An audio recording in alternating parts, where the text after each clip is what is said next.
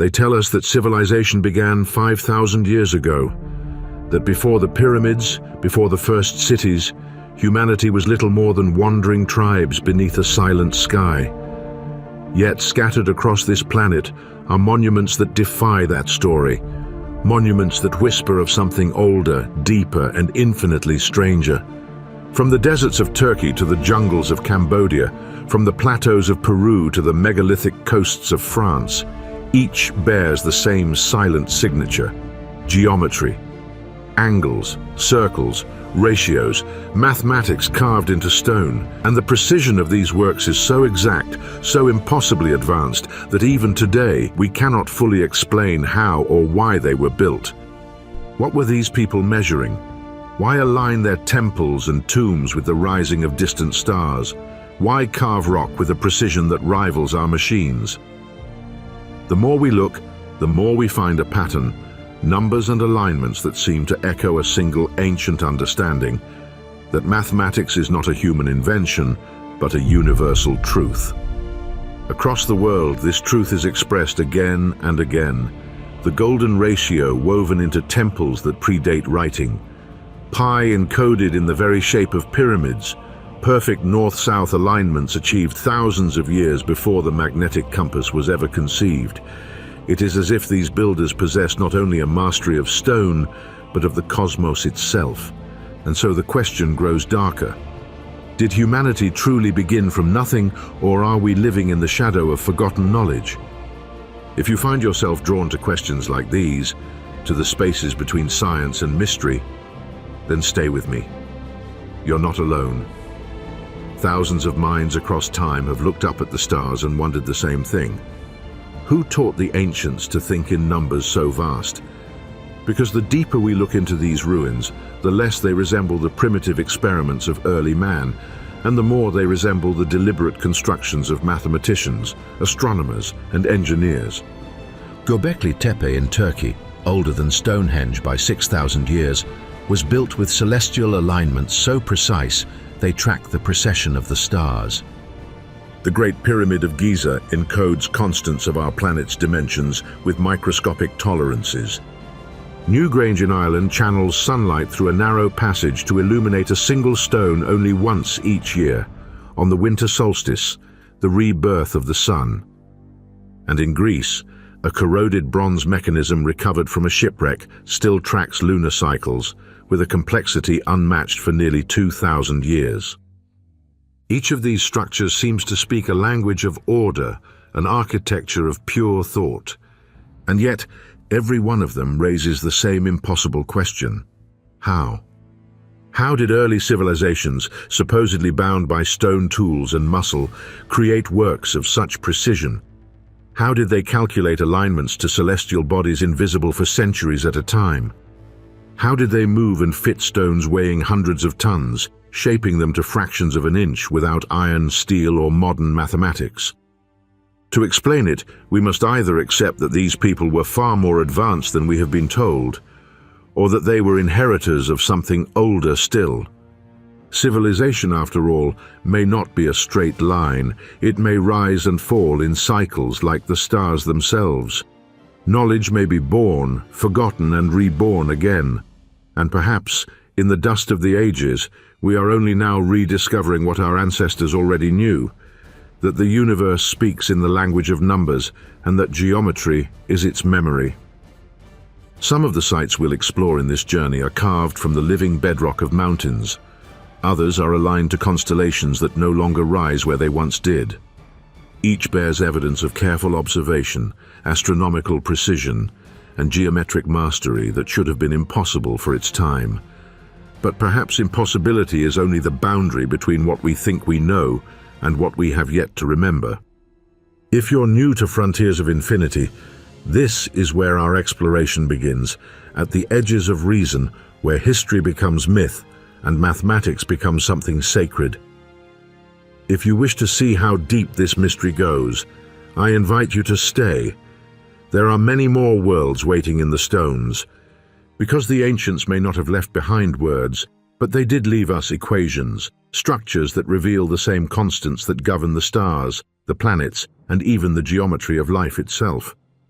From the symmetry of spirals in nature to the proportions of their temples, the message seems the same. The universe is not chaos, but code. Every monument we'll visit is a cipher in that code. Each one holds fragments of an older logic, one that measured time not in years, but in cycles of the heavens. And when we decode those patterns, we find the same language spoken across the earth. This is what makes the mystery so haunting, that people who never met, separated by oceans and by thousands of years, somehow shared a common mathematics. They built in the same proportions, they tracked the same stars, they used the same sacred numbers. Coincidence or continuity? Perhaps the builders of these monuments belonged to cultures we've never known, keepers of knowledge that predates recorded history. Or perhaps they were simply human beings who looked at the sky with the same wonder we do, and through that wonder touched something eternal. Either way, these works endure not as relics, but as reminders that intelligence is not a privilege of the present, but a thread woven through the ages. And the more we understand their geometry, the more we begin to glimpse what they may have seen, a universe built on pattern, ratio, and rhythm. Over the next 14 chapters, we will travel across 10 ancient sites and 5 continents, uncovering the mathematical fingerprints left by civilizations long vanished. We'll ask how they built, what they knew, and why they aligned their world to the stars. And by the end, perhaps we will begin to see not just how advanced they were, but how much of their knowledge may still live within us. So let us begin our descent into the oldest mystery of all, the moment when humanity first measured the heavens. Our journey starts 12,000 years ago on a limestone hill in southeastern Turkey, where hunter-gatherers built the first known temple to the stars. Göbekli Tepe. 12,000 years ago, long before the pharaohs, before writing, before the first city walls ever rose from the earth, a group of hunter-gatherers gathered on a barren limestone hill in what is now southeastern Turkey. They carried no metal, no wheels, and no beasts of burden. Yet what they built would rewrite everything we thought we knew about human history. Göbekli Tepe, a name that until recently meant nothing, a mound of stone and dust overlooked by shepherds for centuries, assumed to be nothing more than an ancient cemetery. But beneath that hill lay a secret, rings of towering pillars carved with precision and art that should not have existed in the 10th millennium BCE. It was unearthed in 1994 by Klaus Schmidt, who quickly realized that he had found the world's oldest known temple. What shocked him was not simply its age, but its sophistication. The site predates agriculture, pottery, and even permanent settlement. Civilization, we were told, was born from farming. Yet here, long before the plow, humans raised megaliths that weigh 20 tons each. The pillars form perfect circles, each anchored into carefully leveled bedrock. Some stand more than 5 meters tall. 2 central monoliths dominate every ring, facing one another like sentinels frozen mid-dialogue. Their surfaces are smooth, their edges straight, and they are carved with reliefs of animals, foxes, vultures, lions, each etched so deeply and with such anatomical accuracy that even modern sculptors marvel at the skill. There are no signs of domestic life within the site, no hearths, no houses, no trash. Göbekli Tepe was not a village, it was a sanctuary, and whoever built it did so not to survive, but to worship. Yet what exactly were they worshipping? The answer may lie in the sky above them. Some of the pillars appear to mark celestial alignments, particularly with Sirius, the brightest star in the heavens. Around 9600 BCE, the star would have first become visible from that latitude after millennia of absence. To the people of Göbekli Tepe, its return could have signified renewal, the rebirth of light itself after an age of cold. Their carvings suggest constellations, their geometry suggests observation, and their organization suggests planning across generations. This was not the work of random tribes. It was the coordinated effort of hundreds of people who understood measurement, symmetry, and the movement of the heavens. Imagine the mathematics required to lay out circles with radii that remain constant within centimeters, carved into bedrock without metal tools. Imagine quarrying and moving pillars weighing as much as a modern semi-truck across uneven terrain, raising them upright without cranes, pulleys, or wheels. Even conservative estimates imply a social structure far more complex than wandering bands of foragers.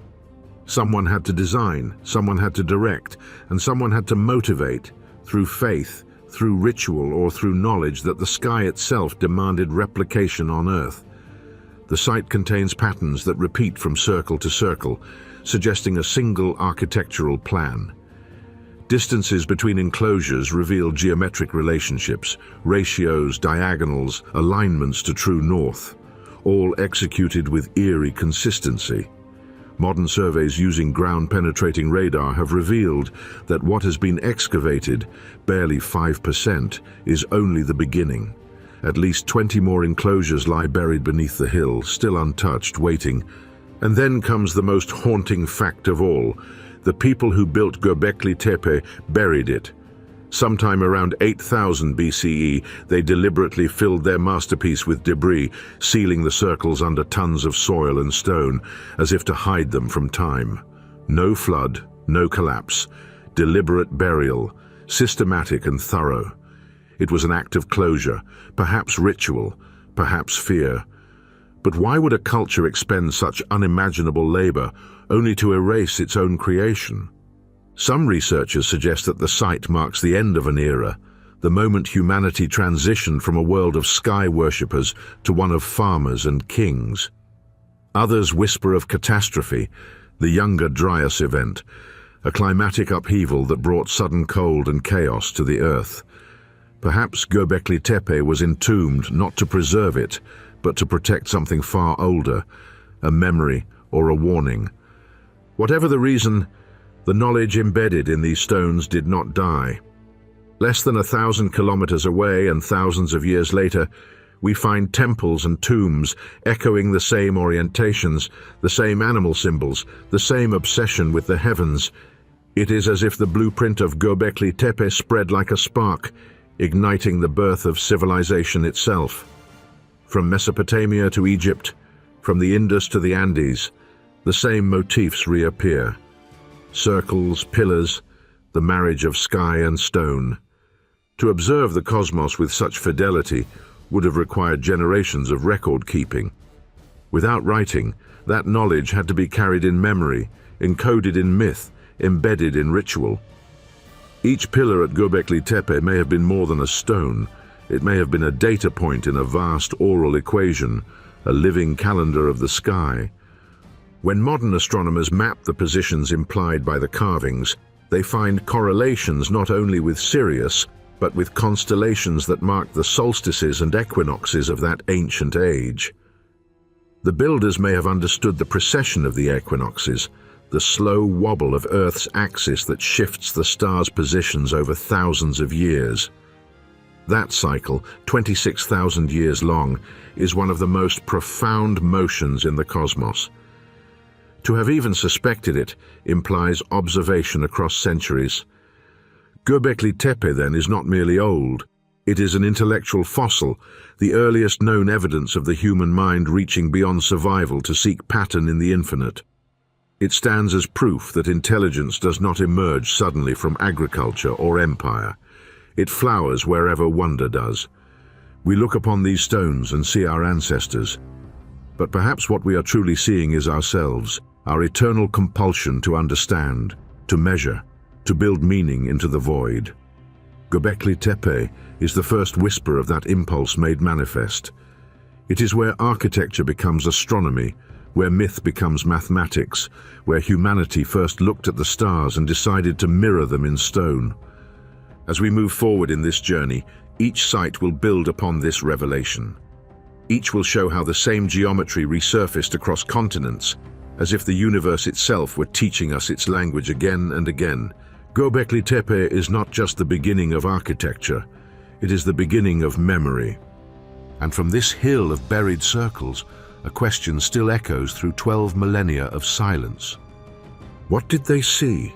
that made them build the heavens on earth.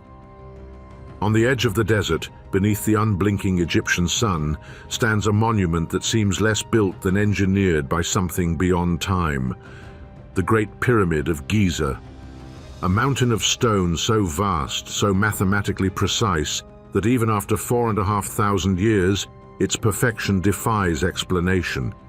It is not simply a tomb or a temple. It is a theorem, written in limestone, sealed in silence. It was built, they say, for Pharaoh Khufu, around 2560 BCE. Yet no inscription inside its walls names him. No hieroglyphs proclaim ownership. Its builders left no plans, no records, no diagrams, and yet what remains is a structure of such accuracy that it still humbles modern architects. When surveyors first measured its base, they discovered that the sides are aligned to true north within 3/60ths of a degree, an error so small that the Royal Observatory at Greenwich, built 45 centuries later, was less precise. The foundation deviates in level by less than 2 centimeters across a base of 230 meters. The slope of its sides, 51.8 degrees, encodes both pi and the golden ratio. The ratio between its height and its perimeter corresponds almost perfectly to the relationship between a circle's radius and its circumference. No natural process creates such geometry. This was deliberate. The question is why? Some say it was aesthetic, a coincidence of practical design. Others believe it was symbolic, the ancient Egyptians' way of harmonizing heaven and earth. But there is another possibility, that the builders possessed a mathematical understanding of proportions so advanced it borders on the scientific. They may not have written equations, but they expressed them in stone. The pyramid is a model of the earth itself. Scaled at 1 to 43,200, its perimeter represents the planet's circumference. Even its height, when multiplied by that same ratio, equals the Earth's polar radius. A coincidence, perhaps, or an indication that the ancient Egyptians knew more of their world than history allows. 2.5 million limestone blocks form its body, each weighing between 2 and 80 tons. Some of the granite beams in the king's chamber weigh as much as a diesel locomotive and were hauled from Aswan, nearly 500 miles away. They were lifted, positioned, and aligned so precisely that the joints between them are thinner than a human fingernail. The mortar used between casing stones is so fine, it's nearly molecular. When modern engineers study the remains, they find tolerances within fractions of a millimeter, accuracy far beyond what copper chisels and stone hammers should have been capable of. How, then, was it done? The ramp theories multiply: straight ramps, spiral ramps, internal ramps, yet none fully explain the logistics. A straight ramp would have required more material than the pyramid itself. A spiral would have obscured alignment. An internal ramp is elegant but unproven. The truth, like the pyramid's heart, remains sealed. Inside, the geometry continues to astonish. The descending passage is aligned to the ancient pole star, Thuban, with an accuracy of just 3 arc minutes. The shafts from the king's chamber point directly toward the constellations of Orion and Sirius, Osiris and Isis, the divine pair. To the Egyptians, the stars of Orion's belt represented the cosmic gateway through which the soul of the king would ascend. The Great Pyramid, then, was not merely a tomb. It was a resurrection machine, a map of the heavens designed to launch the dead into eternity. But beneath the myth, there lies mathematics. To align a structure of such scale to the stars requires an understanding of precession, the slow drift of Earth's axis over 26,000 years. Without modern instruments, how could they have known? Perhaps they did not calculate it as we would, but observed it, generation after generation, century after century, until the sky itself revealed its pattern. This was a civilization obsessed with order. The Nile's floods, the movements of the stars, the geometry of the temples, all bound by cycles and proportion. To the Egyptians, mathematics was not abstract, it was divine. The gods themselves were geometry made manifest. Ra, the sun, was the circle. Ma'at, the goddess of truth and balance, was the line, and Khnum, the creator, shaped existence upon his potter's wheel, a metaphor for the spinning of the cosmos itself. The Great Pyramid unites them all. It is the horizon frozen in form, where earth meets sky, where the finite touches the infinite. Its very name in the ancient tongue meant the horizon of Khufu. And perhaps that was not just poetry, but physics. Modern scans of the structure, using cosmic ray muon tomography, have revealed hidden voids and corridors never before seen. One, above the Grand Gallery, stretches 30 meters long and remains unexplored. No one knows its purpose: a relieving chamber, a sealed repository, or something else entirely. It is as if the pyramid still guards its final equation. Some researchers point to the recurring ratios, the golden mean, the relation between the square and the circle, and suggest that the builders encoded universal constants. Others argue this was unintentional, an artifact of practical design. Yet it feels unlikely that such precision could arise by chance again and again. The Egyptian architects, working under the eye of priests and astronomers, may have been recording the very structure of the cosmos, the relationships between time, light, and measure. To them, geometry was sacred because it mirrored the order of creation. Even its orientation tells a story. The pyramid's sides face the cardinal directions with uncanny exactness: north, south, east, west, but its alignment corresponds not to the magnetic pole which drifts, but to true geographic north.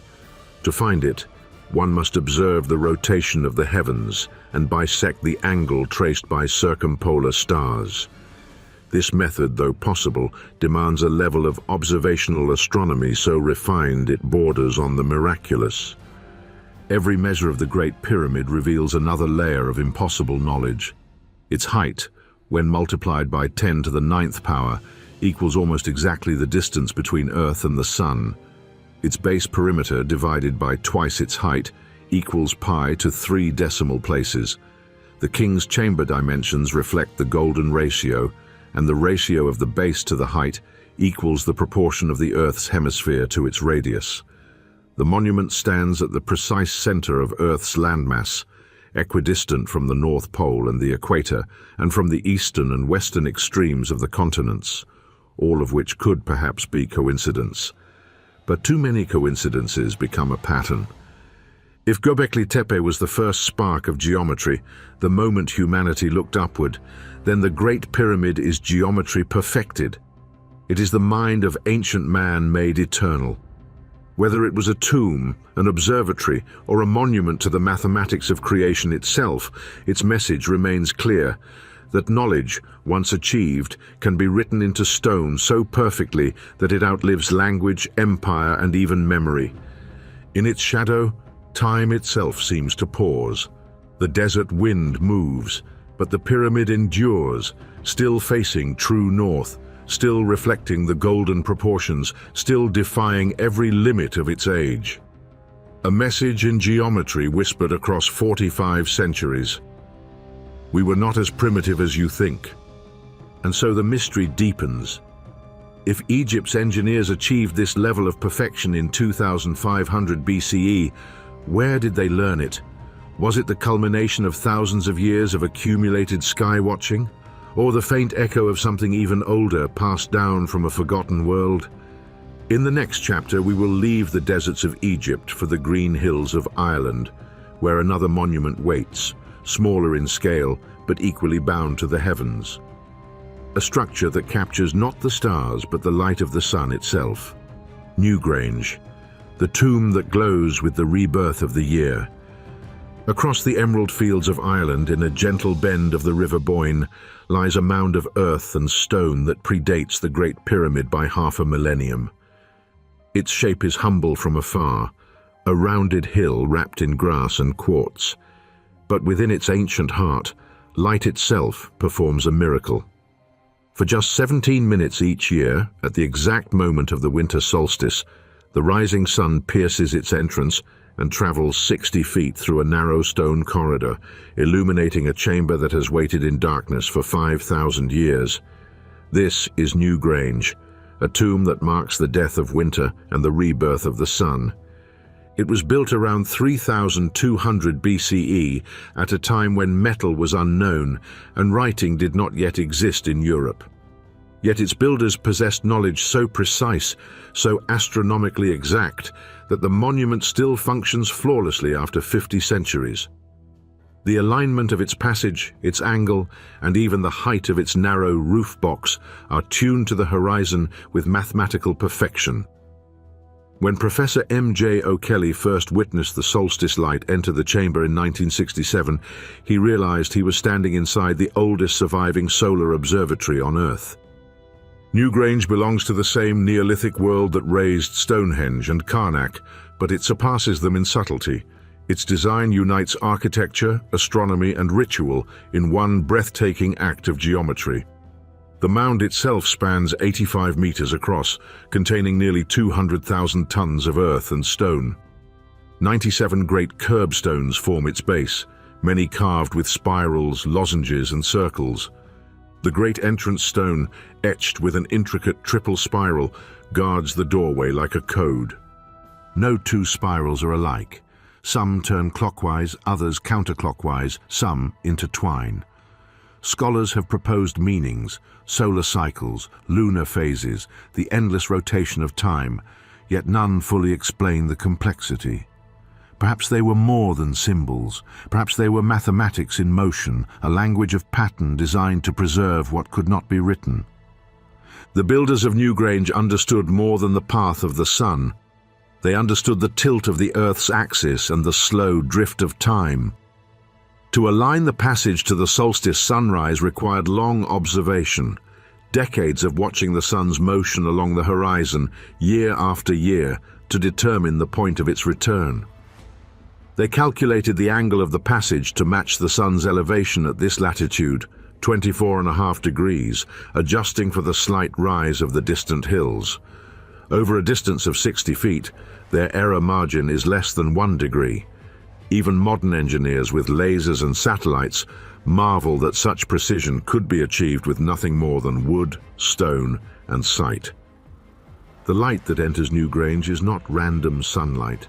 It is deliberate, measured light, a shaft that travels along a precise trajectory, ascending through the darkness like a golden thread. For the rest of the year, the chamber is silent and black. But on the morning of the solstice, the first ray touches the floor, creeps forward, and climbs the back wall to strike a stone basin at the center of the chamber.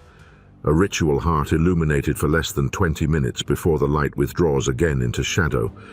5,000 winters have passed, and still the light returns, as if honoring an agreement older than civilization. The message is unmistakable, that life conquers death, that the cycle of darkness will always yield to dawn. It is the geometry of hope. And yet, this was not the work of a single generation. To design, build, and test such alignments requires not only patience, but inheritance. Knowledge of this kind must be passed down, carefully, precisely, through ritual or oral tradition.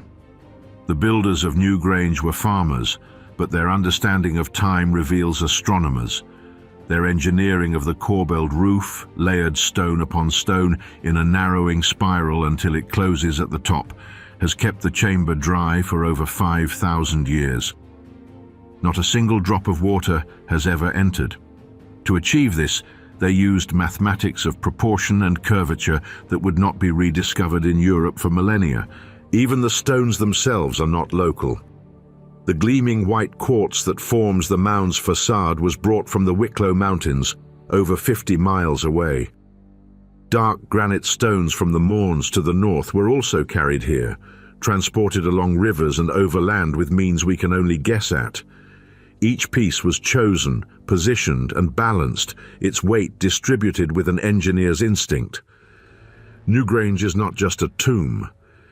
It is a living equation of mass, light, and time. But who were the people who built it? No names remain. No kings or priests are buried within. Only the cremated remains of a few individuals were found, 5 in total, placed in stone basins as if they too were offerings to the cycle of rebirth. Some speculate they were astronomer priests, keepers of the calendar, chosen to rest where the sun would find them each year. Others see in the triple spiral the echo of something older still, a symbol of eternity, rebirth, and the triad of creation itself. Across the valley, other mounds stand, Noth and Douth, each aligned to different celestial events. Together they form a cosmic complex, a Neolithic observatory tracking the interplay of solar and lunar cycles. Noth is oriented to the equinoxes, Douth to the winter sunset. The builders of the Boyne Valley were mapping the heavens across the land, encoding the motions of the sky into earth and stone. This required not only observation, but geometry, an understanding of arcs, angles, and ratios. The distances between the monuments even correspond to astronomical periods. The 19-year Metonic cycle, the time it takes for the sun and moon to realign in the same position in the sky. These were farmers who had become mathematicians by necessity, reading the heavens to know when to sow, when to harvest, and when to celebrate the eternal return of light. Some researchers believe they may have also been aware of precession, the slow, almost imperceptible wobble of Earth's axis that shifts the position of the solstice sunrise over thousands of years. If true, this would mean the builders of Newgrange possessed a scale of time that stretches beyond human life, a civilization measuring eternity itself. Even now, as the world outside changes, the light inside Newgrange keeps its appointment. The earth tilts, the stars drift, but the sun still finds its mark through that narrow roof box. Modern visitors who win the lottery to stand inside on the solstice describe the same sensation. A presence not spiritual but mathematical. The realization that people, 5,000 years ago, could think in such grand terms, aligning their mortality with the mechanics of the cosmos. In that moment, Newgrange becomes something greater than architecture.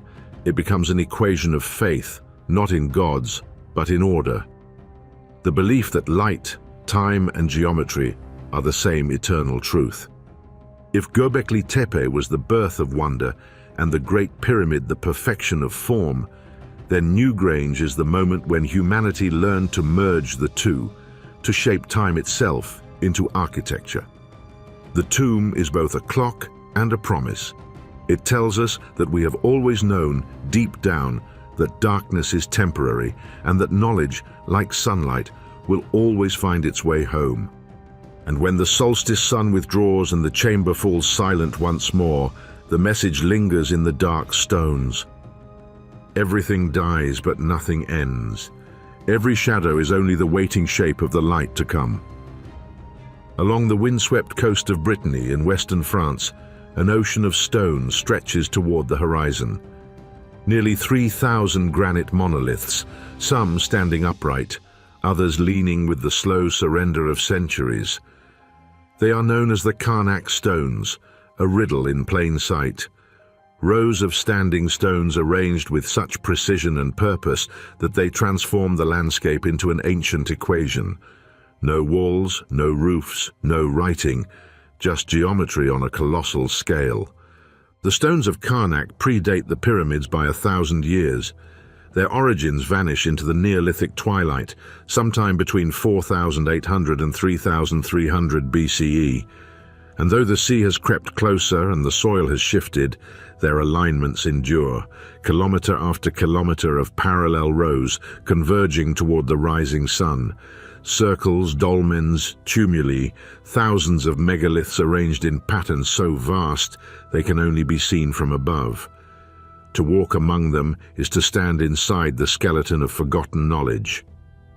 For centuries, local legends tried to explain them. Some said they were Roman soldiers turned to stone by Merlin. Others believed they marked a battlefield frozen in time. But when archaeologists began to measure their layout, the pattern emerged. These were not random monuments. They were designed. The stones are placed with an accuracy that defies chance. In some alignments, The deviations from perfect straightness are less than a single degree over hundreds of meters. The spacing between stones is consistent. Their orientation matches solar and lunar paths. Some lines track the midsummer sunrise, others mark the setting of the moon during its extreme declinations in the 18.6-year cycle known as the lunar standstill.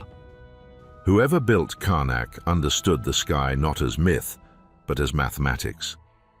Each of the great alignments, Menek, Kamario, and Kerleskan, appears to serve a specific astronomical function.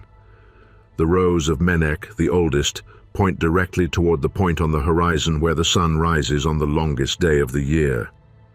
At the opposite end, a large circular enclosure mirrors that same alignment, as though framing the light of midsummer like a colossal lens. The Kamario alignment, slightly younger, appears to follow the setting of the moon during the major lunar standstill, a phenomenon that repeats only once every generation. To identify and encode such a cycle requires observation over decades, proof of an unbroken intellectual tradition. And yet, there are no records, no inscriptions, no surviving symbols to tell us what these stones meant. Were they a calendar, a place of initiation, a temple to the movements of heaven? Or all of these at once? Each stone was quarried from local granite, weighing up to 80 tons. Some were dragged from several kilometers away, their surfaces roughly shaped but consistently upright, suggesting a deliberate standard of height and spacing. The act of moving and aligning such stones would have required hundreds of workers, ropes, rollers, and levers, and most importantly, leadership.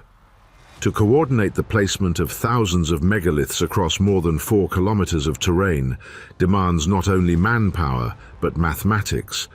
Distances had to be measured, angles preserved, elevations compensated for curvature and slope. It is architecture, yes, but it is also surveying on a monumental scale. What makes Karnak unique is its fusion of engineering and landscape. Unlike pyramids or temples which rise in defiance of the earth, Karnak extends the earth's own geometry. It traces invisible lines, the paths of the sun, the sweep of the moon, onto the land itself. It is as though the builders sought to turn the earth into a working model of the cosmos. Recent studies using GPS and satellite imagery have revealed a sophistication once unimagined. Certain alignments converge toward points corresponding to the positions of the solstice sun over nearby hills. Others trace arcs that, when mapped, form perfect geometric relationships. Isosceles triangles, circles, and ratios that recur throughout later European megalithic architecture. The builders of Karnak were not simply stacking stones, they were drawing geometry across miles of terrain. Some researchers suggest the site may have functioned as a vast observatory, a laboratory of timekeeping in an age before writing. By tracking where the first rays of sunrise or moonrise struck specific stones, they could mark the seasons, predict eclipses, and synchronize rituals to the rhythm of the heavens. Such knowledge would have been vital for survival, guiding agriculture, navigation, and ceremony alike. But the scale of Karnak hints at something more profound. This was not mere practicality. It was devotion. A culture willing to spend generations moving mountains of stone for reasons that go beyond necessity. These alignments were built not only to measure the heavens, but to speak with them. Each stone, a voice. Each row, a line in an ancient hymn. The people who raised them are gone, their language lost, their myths erased. Yet their geometry remains, still tracing the paths of celestial motion with unwavering precision.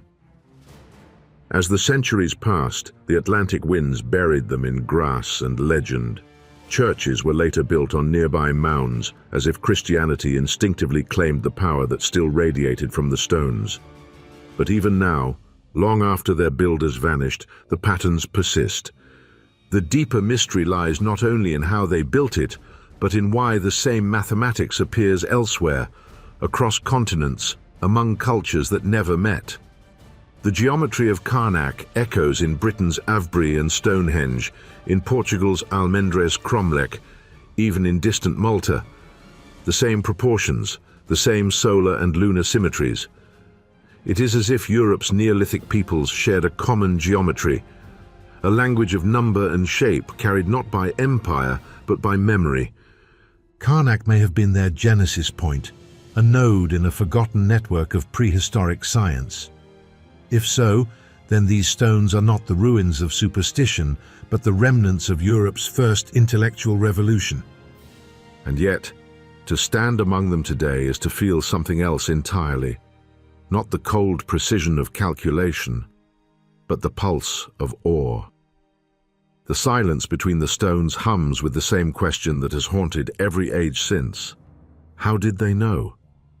How did people without writing, metal, or machines design a monument that captures the solar year and the lunar cycle with such accuracy?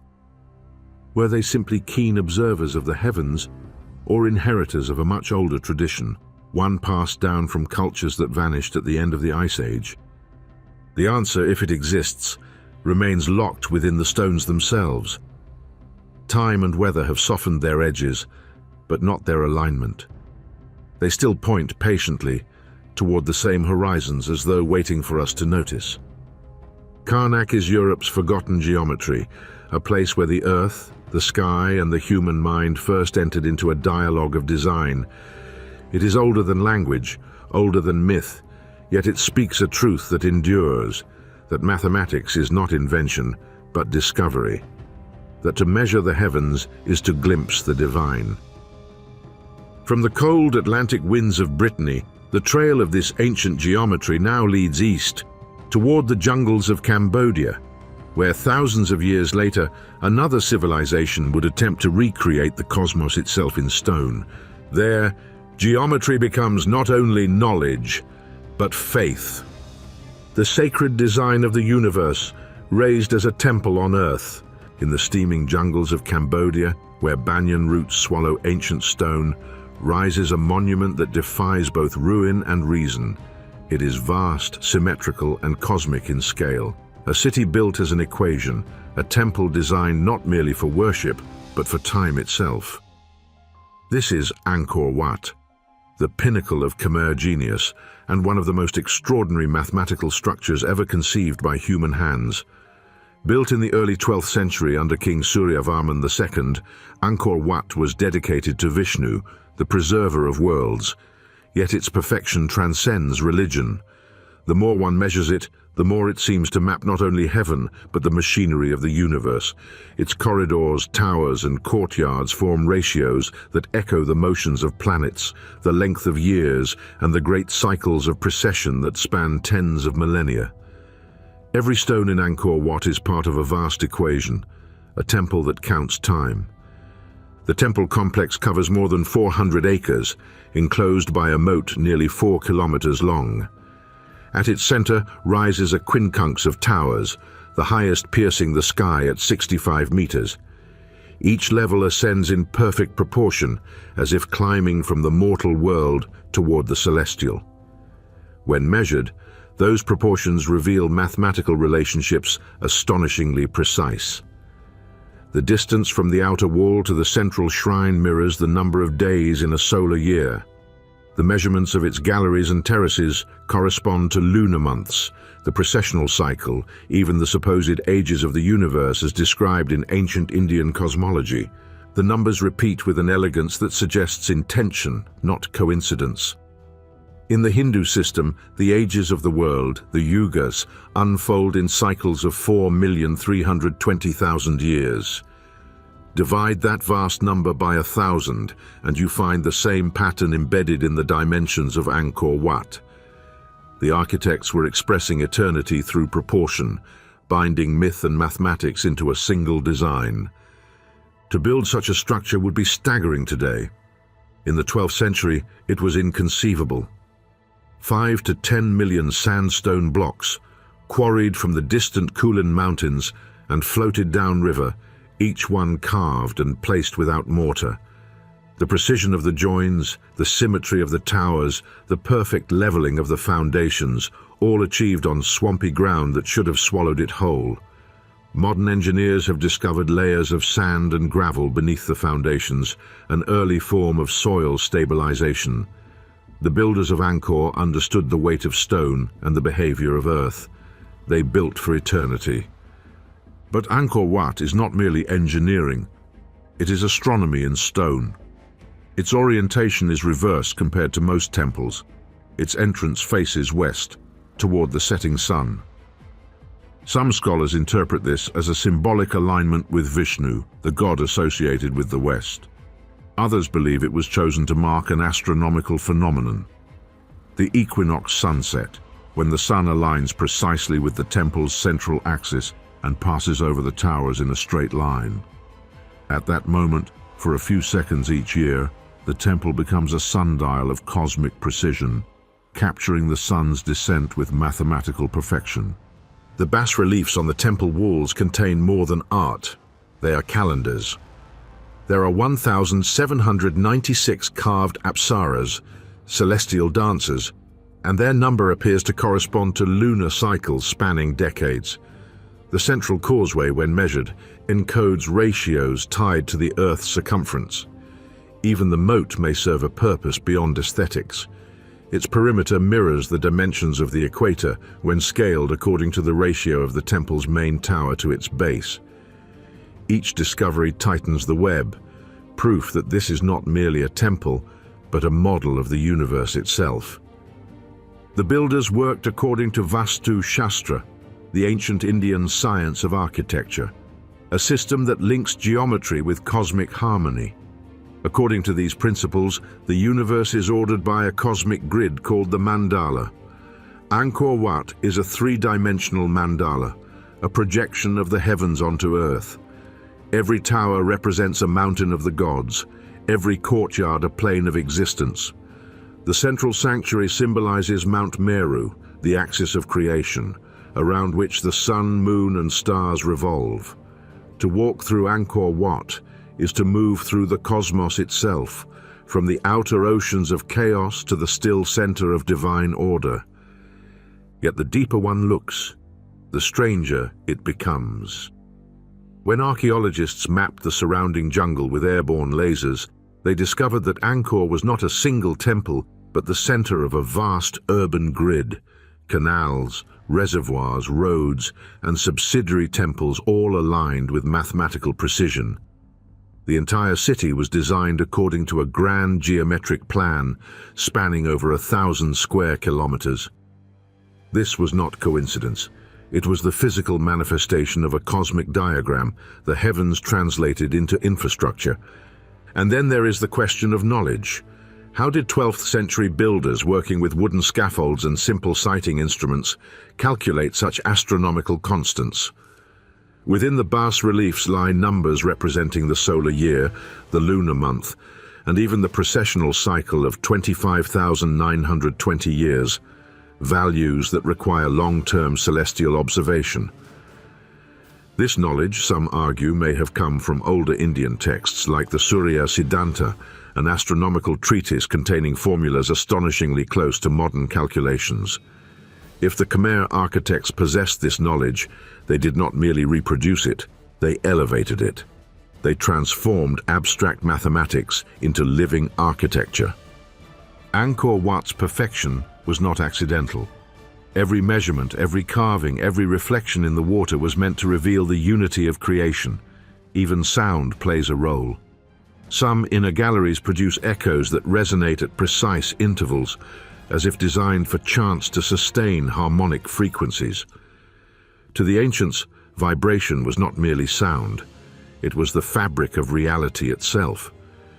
The builders of Angkor may have been tuning their temple to the frequencies of the cosmos, but all cycles, even those of empires, end. In the 15th century, Angkor fell silent. The jungle reclaimed it. The canals dried, the reservoirs filled with silt, and the great city vanished into myth. Yet the temple remained, perfectly balanced, enduring as though built to outlast even time's erosion. Today, satellites orbit overhead, and when they map the temple's alignments, they find something humbling. Despite the shifting of Earth's axis, despite the centuries of decay, Angkor Wat's astronomical precision remains intact. Its geometry still mirrors the heavens. Its proportions still describe the mathematics of time. It has survived conquest, climate, and neglect, yet its ratios endure with the same clarity as when they were first measured in sacred cubits of the Khmer world. Angkor Wat is the moment when mathematics became divinity, when architecture ceased to imitate the gods and began to embody them. It is both calendar and cosmos, an expression of the eternal cycles that govern existence. And though its meaning has been obscured by centuries of silence, its message is unmistakable. The universe is built on pattern, and those who understand the pattern can glimpse eternity. From here, the trail of ancient geometry crosses oceans and hemispheres.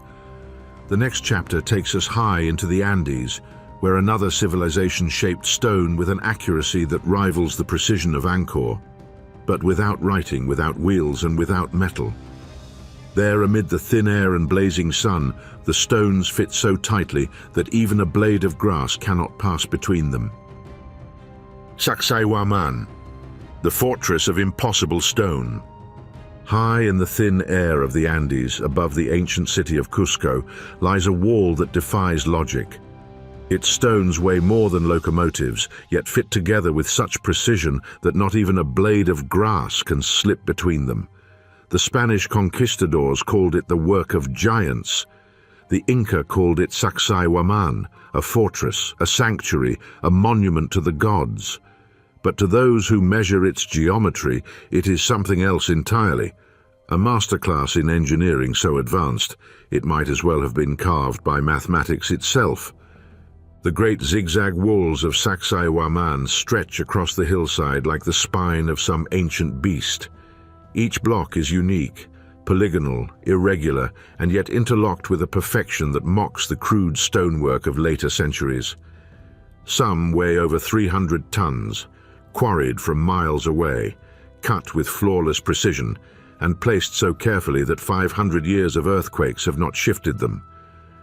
The walls have survived the destruction of empires, the burning of Cusco, and the slow decay of time, all without mortar, without metal clamps, without error.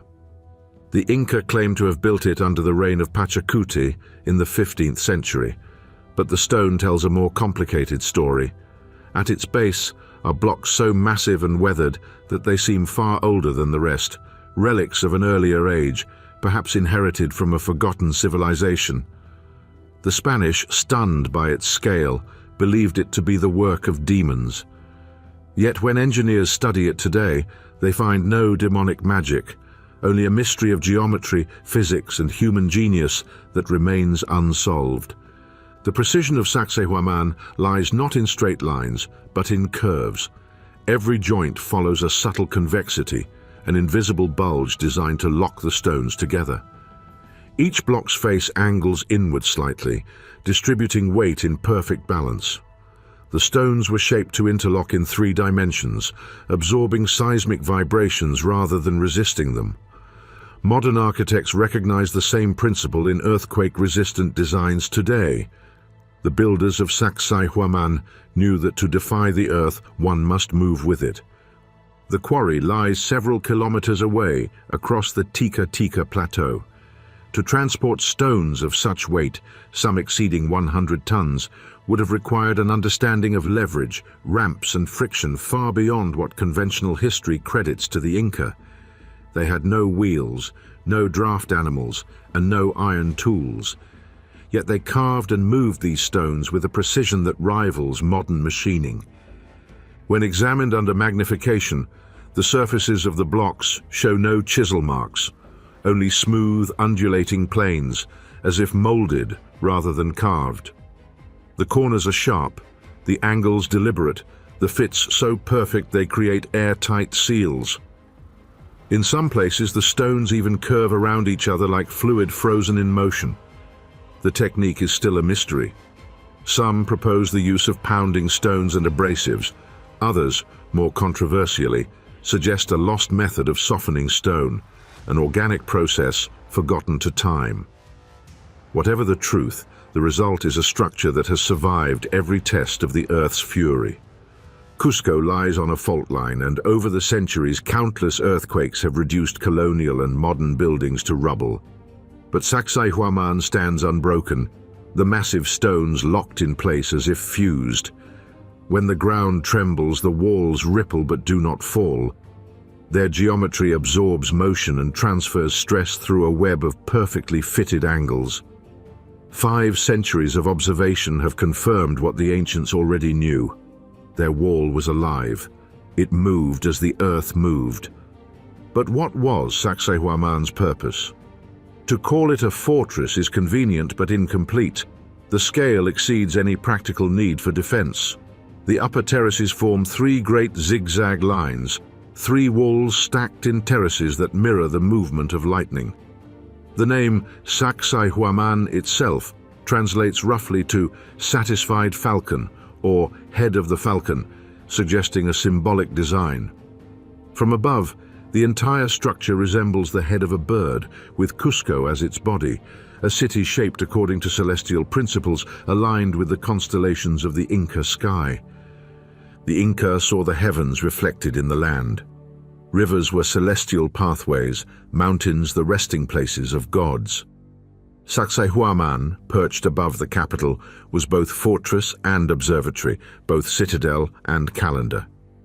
Its walls, with their angles and orientations, align with the solstices and equinoxes. On certain days, the sun casts shadows that trace patterns across the stones, patterns that correspond to solar and stellar cycles. These alignments suggest that Sacsayhuaman was not built only to guard the city, but to synchronize it with the cosmos. The mathematics of the site are everywhere. The terraces follow ratios of 3, 5, and 8, the same sequence found in the Fibonacci progression, echoed later in nature and architecture across the world. The dimensions of certain sections correspond to solar and lunar intervals. Even the zigzag layout, when plotted, traces an angular pattern reflecting the motion of lightning or the coiling of a serpent, symbols of energy and transformation in Andean cosmology. Such patterns were not arbitrary decoration, they were code. The Inca understood that numbers were sacred, that geometry was divine language. Their architects, like their astronomers, were priests of proportion. They saw no separation between mathematics and spirit. To build in harmony with the universe was itself an act of worship. And yet, the true origin of Sacsayhuaman's oldest stones remains uncertain. Beneath the Inca masonry lies evidence of even earlier construction, blocks eroded beyond recognition, their scale exceeding even the Incas' grandest efforts. Could they belong to a civilization lost before the rise of Cusco, one that mastered the same art of interlocking stone? The Andes are filled with such mysteries. Ollantaytambo, Machu Picchu, Pumapunku, each bears the same signature, precision without precedent, craftsmanship beyond explanation. When the Spanish arrived, they tore many of the smaller stones from Sacsayhuaman to build their churches below. They melted sacred geometry into conquest. Yet the great blocks resisted, too heavy, too perfect, too eternal. They remain as they were, silent witnesses to a mastery that refuses to be erased. Today, when engineers and archaeologists study the site, they often leave with more questions than answers. How were the angles planned? How were the blocks moved and raised? How was the geometry verified across such irregular shapes? The Inca left no blueprints. Their mathematics were lived, not written. Their precision was inherited, not calculated. To stand before Sacsayhuaman is to confront the impossible, not because the methods were magical, but because they reveal what human beings are capable of when their science is inseparable from their spirit. These walls were not built for utility alone. They were an act of faith, faith that form and order could capture the power of the cosmos itself. 5 centuries after its fall, Sacsayhuaman endures as proof that true knowledge is not measured in formulas or machines, but in permanence. Its geometry remains flawless, its stones unbroken, its message unchanged, that the earth itself is sacred, and that to master it, one must first understand its design. From these heights in the Andes, We now descend deeper into the mystery, to an even older landscape, a desert that once bloomed with water and starlight. There, before Egypt, before Mesopotamia, a forgotten people marked the dawn of astronomy in the sands of Africa. Nabta Playa, the desert observatory that predates them all. Before the first pharaoh raised his crown, before the sands of Egypt buried the memories of their own beginnings, a circle of stones stood in a distant desert, tracking the stars. Long before the Great Pyramid, long before writing, there was Nabta Playa, an ancient lakebed in southern Egypt, where a forgotten people built what may be the oldest astronomical observatory on Earth. 10,000 years ago, this was not desert. It was a savanna, a land of grasses, rain, and shallow lakes fed by monsoon rains. Nomadic herders came here each year to water their cattle. Yet among these transient lives, something permanent emerged. They arranged stones in circles and alignments, creating patterns that mirrored the heavens. The oldest of them, carbon-dated to around 7,000 BCE, aligns with the rising of Orion's belt and the summer solstice sun. It predates Stonehenge by 2 millennia. It predates Egypt itself. Archaeologists first uncovered Nabta Playa in the late 20th century, a scattering of megaliths weathered almost to anonymity. But when mapped, the pattern was unmistakable. A central stone circle surrounded by smaller standing stones and alignments stretching outward like spokes of a wheel. When astronomers plotted those alignments, they found celestial precision. Certain pairs point directly to the sunrise and sunset of the summer solstice. Others mark the rising of specific stars, most notably Orion's belt and Sirius, the same two celestial beacons that would later define Egypt's religious calendar. This is where the enigma deepens. How could a pastoral culture, with no cities and no writing, construct an observatory with such astronomical accuracy? To align stones to solstitial and stellar points requires not only observation, but long-term measurement. Years, even generations of watching the horizon. It demands geometry, patience, and a concept of time larger than a human life. Yet these were herders, not mathematicians. At least, that is what we've always assumed. The layout of Nabta Playa reveals deliberate order. The central stone circle, roughly 4 meters in diameter, is surrounded by a complex of tumuli and megaliths extending over a kilometer. When viewed as a whole, the arrangement maps the movement of the sun and key stars across the sky. The tallest stones, positioned at specific azimuths, mark the path of the solstice sunrise and sunset. Others appear to frame the rising of Orion's belt around 4,800 BCE, the same constellation later associated with Osiris, the Egyptian god of rebirth. It is as though the blueprint of Egyptian cosmology was drawn here first, in silence, long before the Nile civilization was born. Some researchers believe Nabta Playa represents humanity's first attempt to integrate astronomy into ritual, the merging of observation and meaning. The circle may have served as both calendar and temple, tracking the rains and seasons while anchoring the cycles of heaven to the life of the earth. To the herders, the sun determined survival. To align stones with its path was to align with the rhythm of existence itself. But Nabta Playa is not just a calendar. It may also encode deeper knowledge, geometry hidden within geometry. When the site's coordinates are projected and measured, certain ratios emerge, distances and angles that correspond to harmonic relationships found later in Egyptian architecture.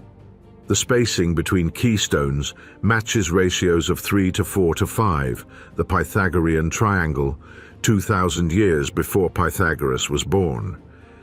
Whether by intuition or design, the builders had discovered the mathematics of harmony. The central circle contains 6 upright stones framing 2 pairs of smaller slabs.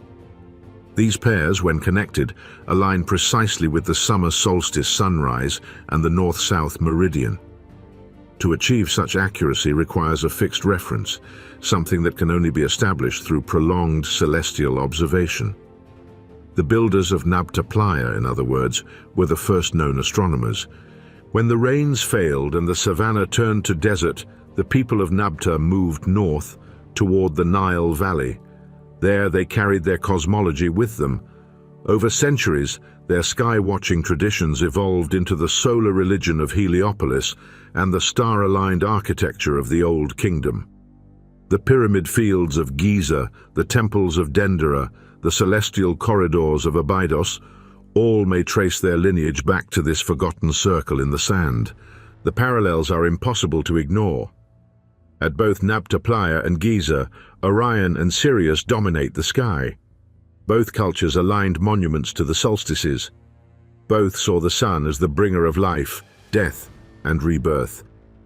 The astronomical constants that appear at Nabta, the same declinations, the same ratios, reappear thousands of years later in the pyramids. The pattern suggests continuity, knowledge passed from herders to kings, from nomads to priests, from stone circle to pyramid. And yet there is another layer still. Some researchers have suggested that the alignments of Nabta Playa do not merely track the solstice of their own time, but predict the precessional shifts of the stars, that the builders somehow understood the slow wobble of the Earth's axis long before recorded history. If true, this would imply observations spanning many lifetimes, an unbroken chain of memory stretching across millennia. Such a possibility forces a reconsideration of what we mean by civilization. If Nabta Playa's builders could measure celestial motion, if they could encode geometry and time in stone, then the origins of science may not lie in Mesopotamia or Egypt, but here, in a forgotten culture beneath the African sky. When the lake finally vanished around 4900 BCE, the site was abandoned. The wind buried it. The sand erased all trace of its builders. Only the stones remained, waiting for the desert to retreat and reveal them again. And when they were found, it was as if the earth had uncovered its own memory. A record of the moment when humanity first looked up and realized that the heavens could be measured. Nabta Playa reminds us that civilization does not begin with cities or kings, but with awareness. The awareness that the universe moves according to laws, that the sun rises not by whim, but by design. These stones are the earliest testimony to that realization. They are the first geometry of wonder, the first attempt to give shape to time itself. From the deserts of Africa, this lineage of thought traveled north and east, finding new expression in every age. The builders of Nabta Playa may have vanished, but their legacy endured, reborn in the temples of Egypt, in the ziggurats of Mesopotamia, in the megaliths of Europe. The pattern is clear. Wherever humans looked up and saw order in the sky, they sought to carve that order into the earth. Nabta Playa was the beginning, the first breath of science, the dawn of sacred geometry. Long before we named numbers, before we mapped the stars, before we called ourselves civilized, there were people who understood the sky as code. They built not for power, but for remembrance, a monument to a truth that even now, in our age of machines, remains unchanged. The stars move, the earth turns, and somewhere in the silence of the Sahara, the first astronomers marked the rhythm of eternity in stone. In the high desert of New Mexico, where the sun burns the mesas to gold and the nights fall into a silence older than time, lies a city that should not exist, a city of stone, geometry, and light, built by a people who left no written words and yet measured the heavens with a precision that rivals the ancients of Egypt. This is Chaco Canyon, the sacred heart of the ancestral Puebloan world, and one of the most extraordinary alignments of architecture and astronomy ever discovered on the American continent. From the air, the ruins of Chaco form patterns so deliberate they could only have been drawn by mathematics. Straight roads extend for miles through the desert, radiating from the canyon like spokes from a wheel, some dead straight for 50 kilometers, crossing canyons, hills, and cliffs without deviation. Massive great houses, multi-storied, carefully oriented, stand along these lines like observatories in a forgotten network. The largest, Pueblo Bonito, contained more than 600 rooms, built in arcs and circles that mirror celestial motions. Its walls align precisely to the cardinal directions. Its windows frame the sun and moon. Archaeologists once saw Chaco as a trading center, a ceremonial hub, or even a fortress. But when modern researchers mapped its architecture against the sky, a deeper purpose emerged. The entire complex, it seems, was built as a cosmic clock, a landscape-scale observatory linking Earth, sky, and human ritual into a single design. At the heart of this revelation is one phenomenon, the sun dagger. On the summit of Fajada Butte, overlooking the canyon, 3 great slabs of sandstone lean against the cliff face. Behind them, a spiral of stone, carved centuries ago, waits in the shadows. And twice, each year, at the summer and winter solstices, a single blade of sunlight passes through the narrow gaps between the slabs and strikes the spiral at its center. At the equinox, 2 blades flank it perfectly. This pattern is so precise that it marks not only the turning of the seasons, but also the 18.6-year lunar standstill cycle, one of the rarest and longest astronomical rhythms visible to the human eye. To understand and encode such cycles demands generations of observation. The builders of Chaco knew the sky in motion, not as myth, but as mechanism. They tracked the oscillations of the moon, the shifting of shadows, the geometry of light. Their architecture became a calendar you could walk inside. Each great house in the canyon carries this cosmic fingerprint. Casa Rinconada, the largest kiva, a circular ceremonial chamber, is aligned so that on the morning of the summer solstice, sunlight streams through a small window to illuminate a niche on the opposite wall. The alignment is not approximate. It is exact. Other buildings face lunar rise and set points, marking the extremes of the moon's path. Even the distances between sites encode astronomical relationships, ratios of the solar year, lunar month, and cardinal directions repeated across the landscape. Yet the people of Chaco had no metal tools, no written language, no beasts of burden. They built using sandstone, timber, and mathematics. Logs from distant mountains were carried over 70 kilometers to roof their structures. The precision of their masonry rivals that of cathedrals. Stones are set in coursed patterns, bonded with mud mortar, their faces shaped to fit together like pages of a book. In every detail, from the placement of doorways to the ratio of rooms, there is intention. The builders of Chaco were not primitive tribes. They were scientists, artists, and philosophers whose laboratory was the sky. At night, the canyon must have glowed with the light of sacred fires and the slow procession of stars. The Milky Way, arching overhead, mirrored the line of the Great North Road, a straight path stretching toward the horizon, believed to connect the world of the living to the realm of the spirits. Every solstice, every lunar standstill, every equinox, rituals were performed to synchronize the people with the cosmos. Their architecture did not merely symbolize the heavens, it participated in them. And then, around the year 1150, the lights went out. The great houses were sealed. The roads fell silent. Chaco Canyon was abandoned. What happened remains uncertain. Drought, famine, social collapse, perhaps all of them at once. But some researchers believe there was also a cosmic reason. The great lunar standstill cycle, the one Chaco had tracked so perfectly, reached its climax around that time. The moon's path across the sky expanded to its maximum, an event that occurs only every 18.6 years. If the canyon was built to harmonize with celestial order, perhaps its end came when the order itself shifted, when the heavens no longer aligned with the stones. Yet even in ruin, Chaco's design endures. When modern astronomers overlay the canyon's coordinates with celestial charts, the accuracy remains astonishing. The great houses align to within a fraction of a degree of their intended targets. Their builders not only knew true north, they defined it centuries before the magnetic compass. They built with cardinal precision, tracking declinations that require both geometric insight and deep time. This fusion of science and spirituality reveals a worldview in which knowledge was not separate from faith. The people of Chaco did not observe the sky to conquer it, but to belong to it.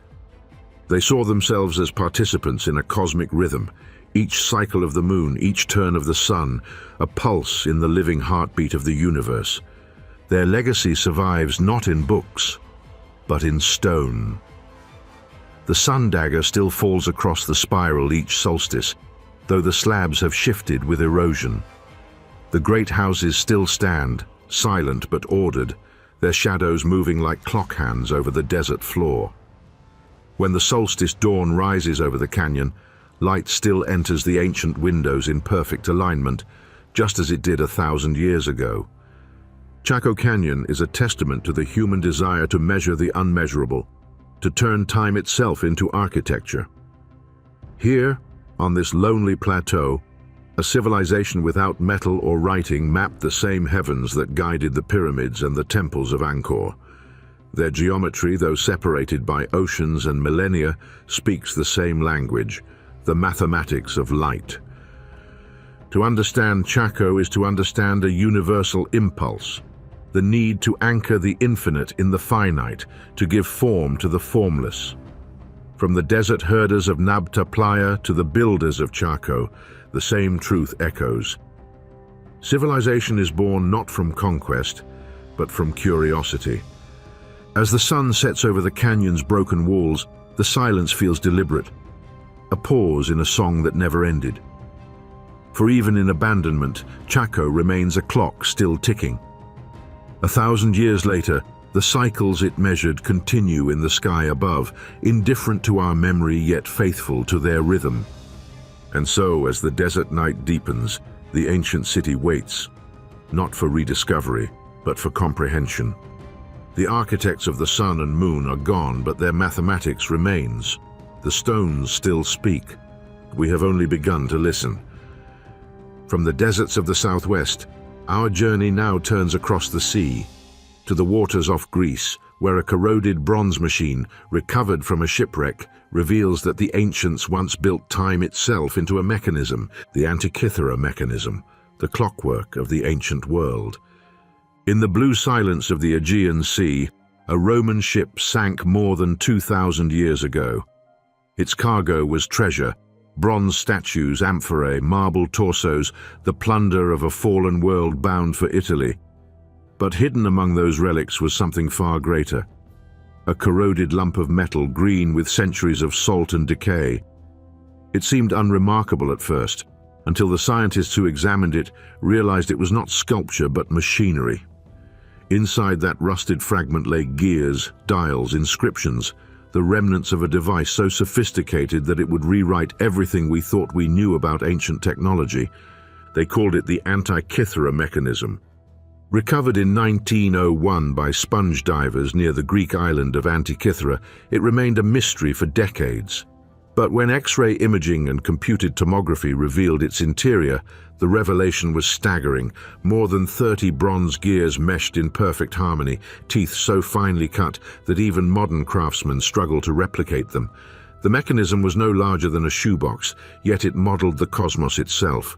It tracked the sun, the moon, and the planets. It predicted eclipses. It displayed the phases of the moon with breathtaking accuracy. It was a clockwork universe, built in the 2nd century before Christ. Each gear corresponded to a celestial motion. Turn a crank, and the heavens moved. The front dial showed the solar year and the zodiac. The back, a pair of spirals marking the Metonic and Saros cycles, the rhythms of the moon's orbit and its eclipses. Inscriptions etched into its casing described the rising and setting of stars, the timing of lunar phases, even the colors of upcoming eclipses. It was a computer made of bronze, a machine that calculated the patterns of the sky long before the age of machines. To build such a device requires knowledge that should not have existed in its time. The mathematics of gear ratios, the metallurgy of fine casting, the astronomical data to synchronize multiple cycles, All of it suggests a civilization of engineers and scientists capable of precision unseen for another 1,000 years. The Antikythera mechanism predates the first European mechanical clocks by more than a millennium. Its next true descendant would not appear until the Renaissance. So how did it come to be? The people of Tiwanaku saw geometry as sacred. To them, the cosmos was not chaos, but order, a structure of repeating patterns reflected in mountains, stars, and stone.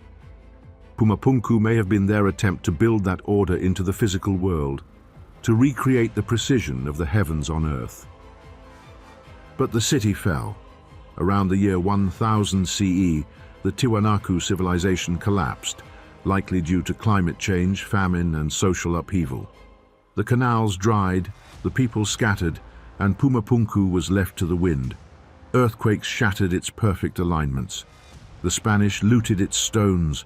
What remains now is only a fragment, a jigsaw of megaliths scattered across the plateau. Yet even in ruin, the geometry endures. When measured today, the stones still reveal mathematical relationships, proportions of 1 to the square root of 2, 3 to 4 to 5, and other harmonic ratios found in nature and music. The same patterns appear in the dimensions of the Great Pyramid, in the golden spirals of Greek temples, in the spacing of the Karnak alignments. Across continents, across millennia, humanity seems to return again and again to the same geometric truths, as though guided by a universal grammar written into the fabric of reality itself. It is this universality that makes Pumapunku so haunting. It should be an isolated curiosity, a single anomaly on a remote plateau. Instead, it fits perfectly into a global pattern of lost geometry. It shares with Giza the obsession with alignment, with Angkor the reverence for proportion, with Stonehenge the dialogue between stone and sky. It suggests that knowledge, once discovered, can echo across the ages, surviving not in text but in form. Perhaps this is why the ancients chose stone. Wood rots, bronze corrodes, words are forgotten. But geometry endures. To stand among the ruins of Pumapunku is to feel the weight of that endurance. Each block hums with precision, even in silence. Each line feels deliberate, purposeful. The stones are not random wreckage. They are the vocabulary of an ancient equation, fragments of a sentence we can no longer read. We call it a mystery, but perhaps it is a mirror, reflecting our own hunger to understand, to measure, to transcend. The builders of Pumapunku may not have had our machines, but they shared our mathematics. They saw the same patterns in the stars, the same order in chaos, and in carving those patterns into the hardest stone they could find, they ensured that their knowledge would outlast them. The code remains. Across continents, it whispers the same truth, that civilization is not merely the rise of cities, but the rediscovery of geometry, the eternal structure of reality made visible. And as we trace that pattern forward, it becomes clear that these mysteries were never separate. From Göbekli Tepe to Pumapunku, each site is a chapter in a single story, the human quest to measure the divine. But how could these patterns emerge independently across oceans and ages? How could cultures divided by millennia converge upon the same mathematical language? The answer may lie not in the stones themselves, but in the mind that shaped them. Next, we will follow that thread to the hidden mathematics that connects all ancient monuments, revealing a geometry so consistent, so precise, that it transcends culture and time. The geometry of myth, shared ratios across continents. Across the world, separated by oceans, time and language, the same shapes emerge, circles and spirals, pyramids and triangles, ratios that repeat like a heartbeat, as if drawn not by culture, but by nature itself. From Egypt to Mesoamerica, from Stonehenge to Angkor, from the Andes to Easter Island, the same geometry appears again and again, whispering of a forgotten unity. How could such mathematical precision arise independently? Or did it never truly vanish, only scatter, waiting to be rediscovered by minds attuned to the same eternal order? This is the geometry of myth, the hidden symmetry that links civilizations long thought isolated, revealing that beneath their gods and rituals lay the same foundation: number, proportion, and pattern. The Great Pyramid of Giza encodes pi and phi, the golden ratio, within its slope and base. At Teotihuacan in Mexico, the same ratio governs the layout of the Avenue of the Dead and the placement of the Pyramid of the Sun. At Angkor Wat, the distances between its towers reflect the precession of the equinoxes, 25,920 years, the same cosmic cycle known to the Maya and the Sumerians. In Britain, the megaliths of Stonehenge and Avebury form geometric relationships that mirror lunar cycles. And in the Andes, at Pumapunku and Tiwanaku, the spacing of blocks follows harmonic proportions seen in the temples of the Old World. Thousands of years, thousands of miles, and yet the same mathematics. Some dismiss this as coincidence, the natural outcome of geometry itself. Circles and triangles, after all, are universal forms. But the precision defies chance. These ancient builders were not simply stacking stones, they were encoding constants. Across continents they found the same numbers sacred: 3, 4, 5, the triangle that defines right angles, 432, the number that echoes in myth, music, and time. In India, the yugas unfold over 4,320,000 years. In Babylon, the gods ruled in cycles of 432,000. In Norse myth, Valhalla's warriors numbered 432,000. In the human body, the average heartbeat multiplied over a day approximates 432,000. And in physics, the frequency 432 Hz produces harmonics that mirror natural resonance. It is as if the ancients across time and distance discovered the same hidden rhythm woven into the universe and built it into stone. The golden ratio, phi, 1.618, appears in the spiral of galaxies, the growth of shells, the proportions of the human body. The ancients did not need to calculate it. They saw it in nature. They carved it into temples, pyramids, and statues because they recognized it as divine. To them, beauty was not arbitrary. It was mathematics rendered visible. The same is true of pi, the ratio of a circle's circumference to its diameter. Found in Egypt's pyramids, in Mesoamerican architecture, even in the layout of ancient Chinese cities, pi is the bridge between straight and curved, between the finite and the infinite. What these civilizations shared was not contact, but consciousness, an awareness that the world operates on pattern. Whether through direct transmission or parallel revelation, they reached the same conclusion: that geometry is the language of the cosmos. Consider the mandalas of Tibet and India, sacred diagrams mapping spiritual ascent through nested squares and circles. Now compare them to the Celtic spirals of Newgrange, the labyrinths of Crete, or the petroglyphs of the American Southwest. All embody the same form, the spiral, the journey inward toward unity. The same motif appears in Polynesian tattoos, in Aboriginal songlines, in the Nazca lines of Peru. The geometry of myth transcends culture because it arises from the same human attempt to describe infinity. But geometry is not only visual, it is sonic, temporal, rhythmic. The builders of ancient temples understood resonance, the vibration of sound within form. In Egypt's Great Chamber, in the Hypogeum of Malta, in Chaco Canyon's kivas, the architecture amplifies frequencies corresponding to human speech and heartbeat. The ratios of their chambers create standing waves. When priests or shamans chanted within them, the sound would not simply echo, it would vibrate through the body.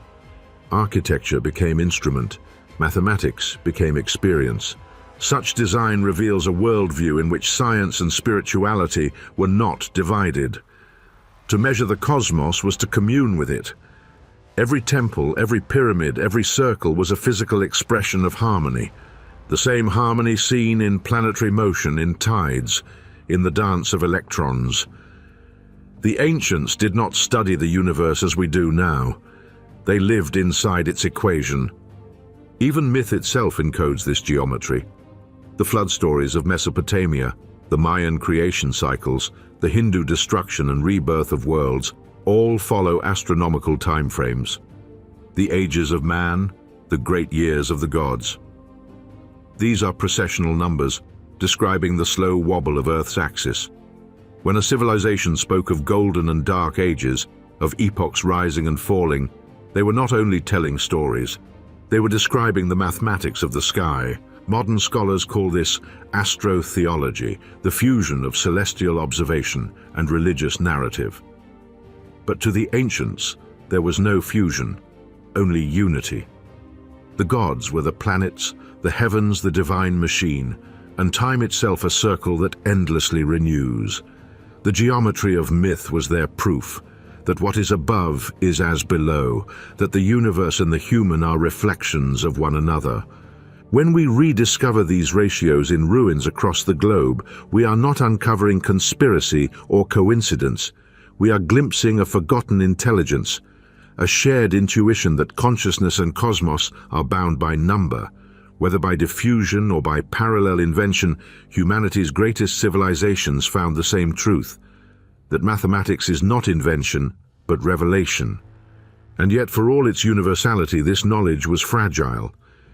With every collapse, with each drought, invasion, or plague, the continuity broke. The geometry survived, but its meaning was lost. The ratios endured, but the reason behind them faded into superstition.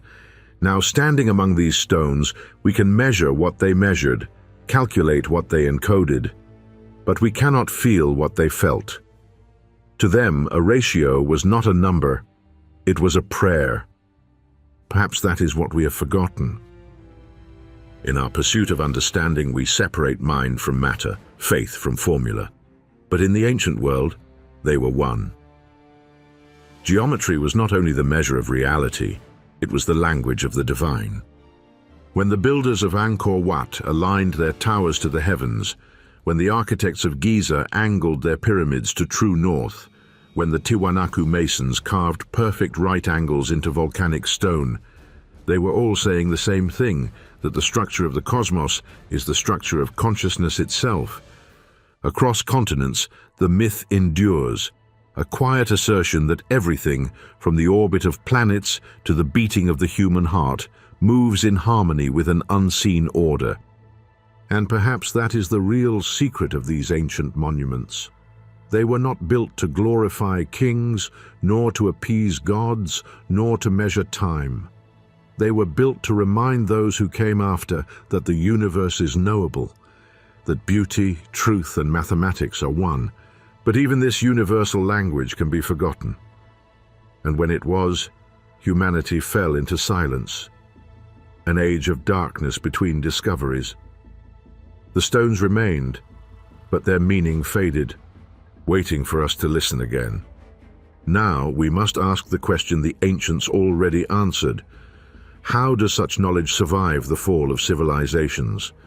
How is it passed, generation after generation, when memory fails but pattern endures? To find that answer, we turn next to the hidden networks of transmission, to how knowledge, even when forbidden, continues to echo through time. The architects of time, knowledge and transmission.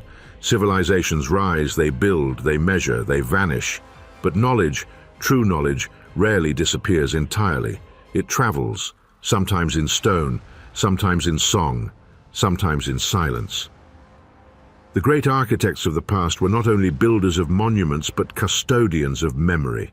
Their work was not merely to construct temples and calendars, but to ensure that what they had discovered about the sky, about the earth, about the hidden harmonies between them, would endure long after their names were forgotten.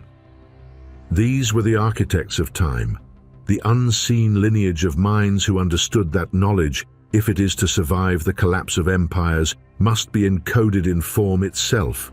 A library can burn, a tablet can shatter, but a ratio, a shadow, a sunrise, These cannot be destroyed. Consider the passage of geometry from one age to another.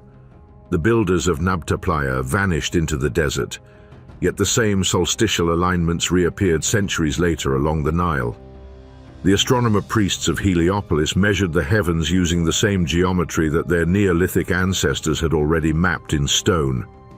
The Egyptians codified this wisdom into temples and myth, embedding astronomical constants within ritual and architecture, passing observation through symbolism rather than text. When Egypt fell, the torch passed again, to Greece, to Babylon, to India, to the Maya. Across continents, geometry was preserved not as science but as story. The myth of Osiris, dismembered and reassembled, mirrored the fragmentation and reconstitution of celestial cycles.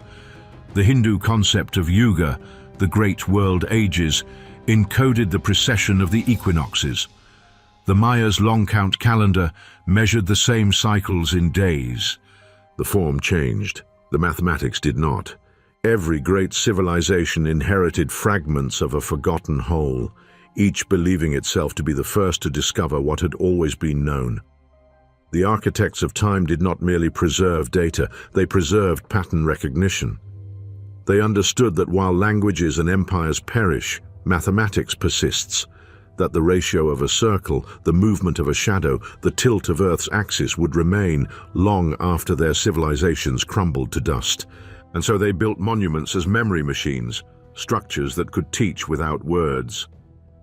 The Great Pyramid of Giza encodes the length of the solar year in its perimeter, the curvature of the Earth in its base, and the ratio of pi in its slope. Angkor Wat preserves the Yuga cycles in its courtyards.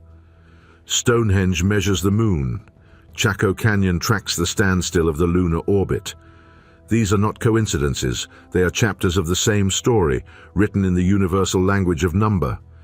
Knowledge, to the ancients, was sacred, too important to entrust to parchment or proclamation. Instead, they wove it into ritual, into architecture, into rhythm. A child born into the right season would witness the solstice light entering a temple and understand instinctively the relationship between sun and time. No priest needed to explain it. The temple itself was the teacher. This is how knowledge survives oblivion. When Greece inherited Egypt's wisdom, the philosophers reinterpreted it as metaphysics. Pythagoras taught that number was the essence of all things, that harmony and proportion governed the cosmos. Plato echoed the same idea, calling the world a living mathematical being, its soul written in geometry. These were not new ideas, they were reinterpretations of something much older.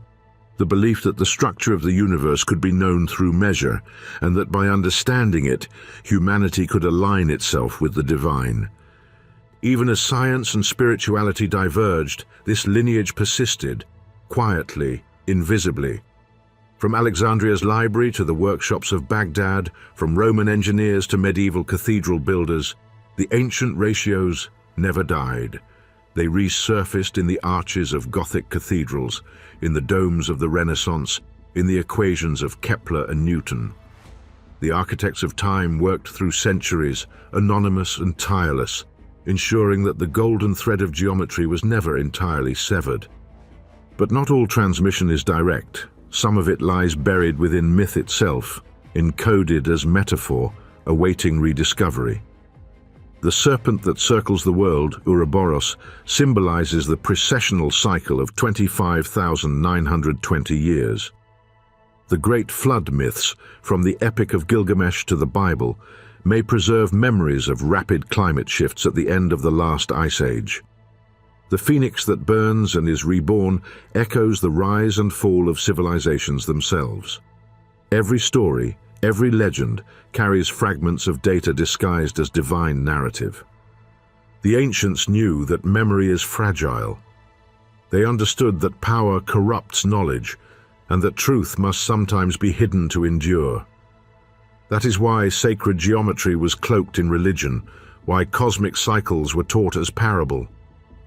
The builders of old did not merely construct temples, they constructed encryption. Even today we are decoding their work.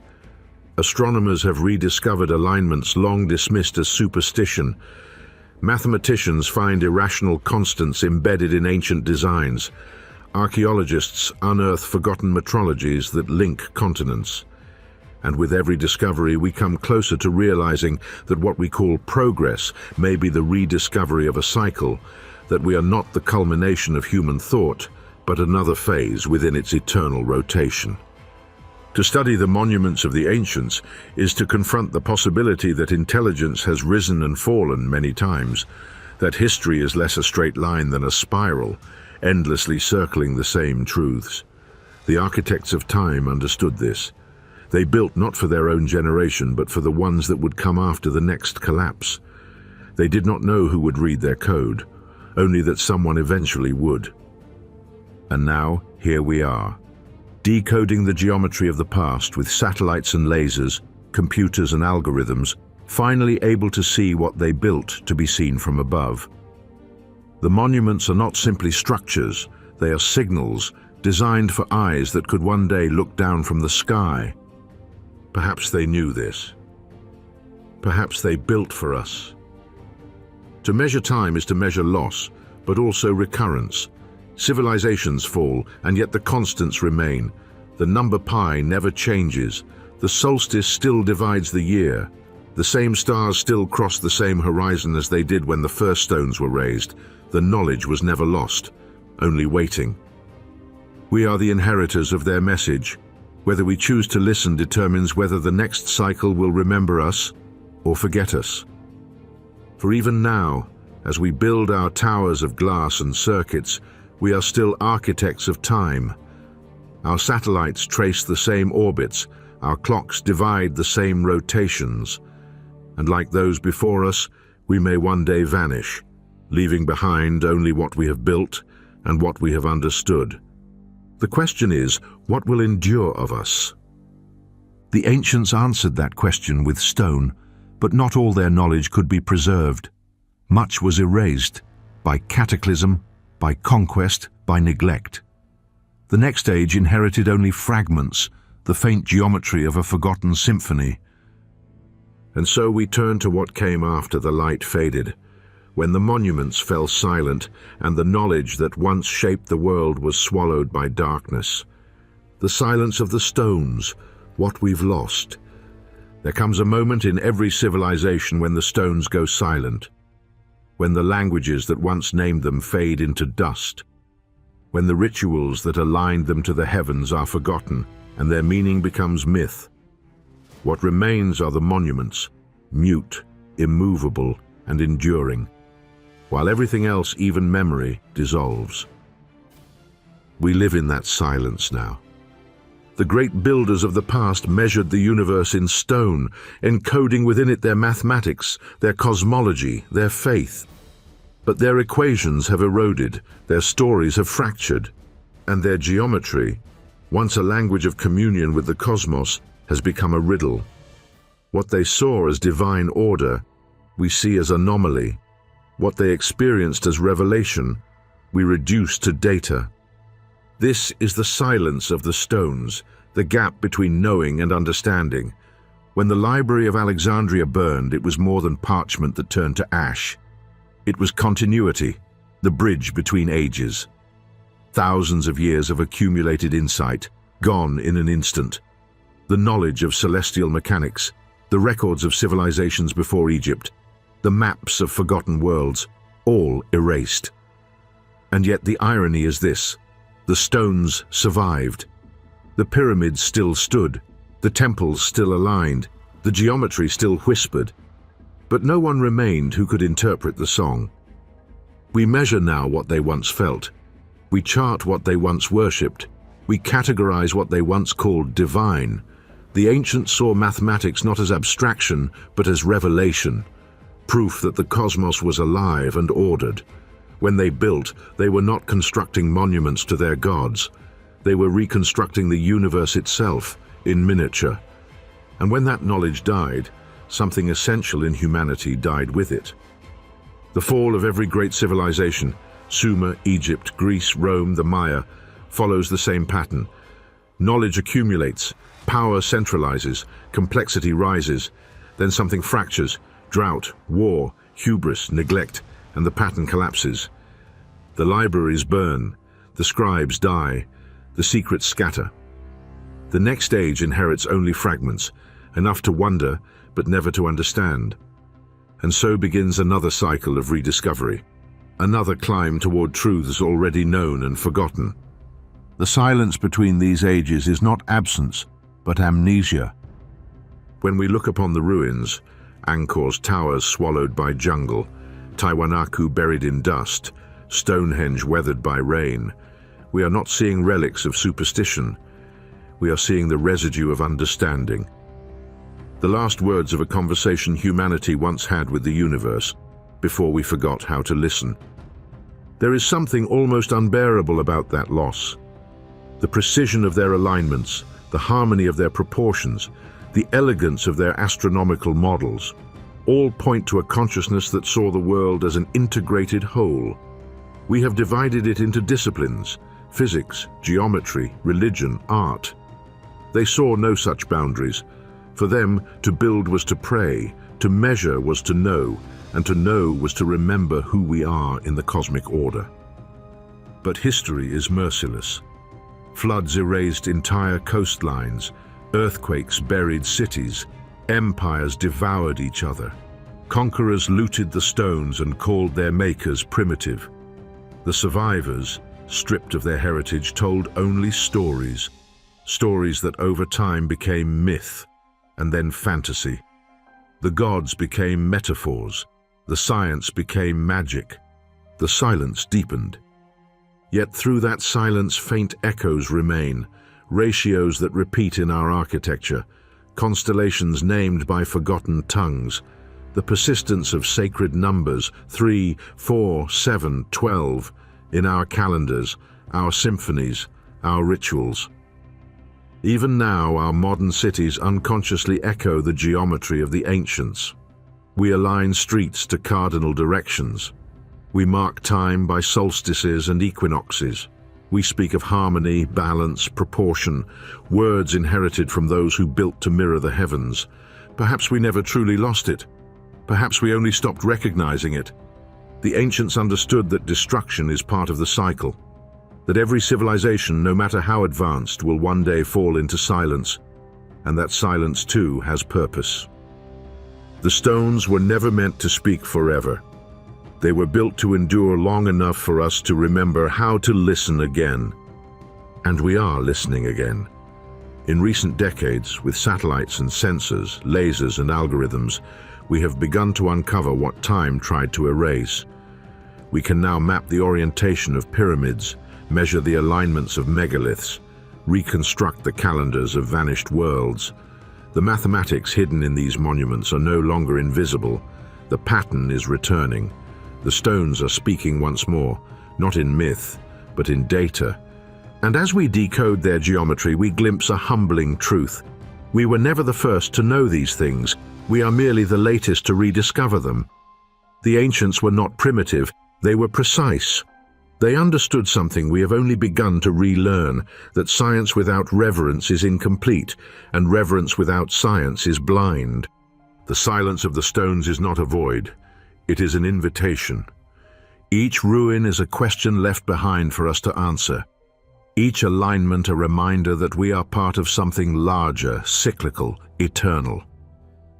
The ancients carved their knowledge into the most permanent medium they could find, knowing that someday, perhaps now, someone would look again and understand. And yet, for all we have uncovered, we still stand at the threshold of mystery. We can measure but not remember. We can replicate but not comprehend. The deeper we probe into the mathematics of the past, the more we realize that the true loss was not the data, but the vision, the worldview that united mind and cosmos, measurement and meaning, matter and spirit. That unity is what we have lost, and perhaps what we are meant to find again. The silence will not last forever. Already the stones are stirring in our collective awareness, not as relics but as reminders. They are telling us, in the only language they know, that the universe is written in number and that we once knew how to read it. But to hear them fully, we must transcend archaeology and return to philosophy. We must look not just at the stones, but through them, to the idea they represent. For if every civilization before us has fallen, and yet the pattern persists, what does that say about the design itself? Is civilization an accident or an inevitability? Is intelligence a product of chance, or a principle written into the fabric of time? And if so, will we too become just another echo in the geometry of eternity? In the final chapter of this story, we return to the beginning, to the question the ancients already answered, and we have forgotten how to ask. What is the eternal equation, the pattern that binds all things, that builds worlds, that endures beyond our forgetting? The eternal equation, humanity's forgotten memory. There is a pattern in everything. In the orbit of the planets, in the spiral of a galaxy, in the rhythm of a heartbeat, in the architecture of a temple. It is the same pattern that guided the hands of our ancestors, the same one that drew their gaze to the stars, the same whisper that compelled them to carve eternity into stone. The ancients knew it by instinct, that reality itself is built on mathematics, not the mathematics of human invention, but of cosmic truth. Ratios that repeat across scale, symmetry that binds the infinite to the infinitesimal. From the curve of a shell to the arc of the Milky Way, the same geometry endures, and somewhere deep within us, we remember it. This is the eternal equation, not a formula written on paper, but a memory etched into the universe itself. All across time, humans have rediscovered fragments of this equation, mistaking each revelation for invention. The Pythagoreans believed that number was the essence of the divine. The builders of Egypt, Sumer and Angkor, used geometry to mirror the heavens. The astronomers of Chaco and Nabta mapped celestial cycles that predate history itself.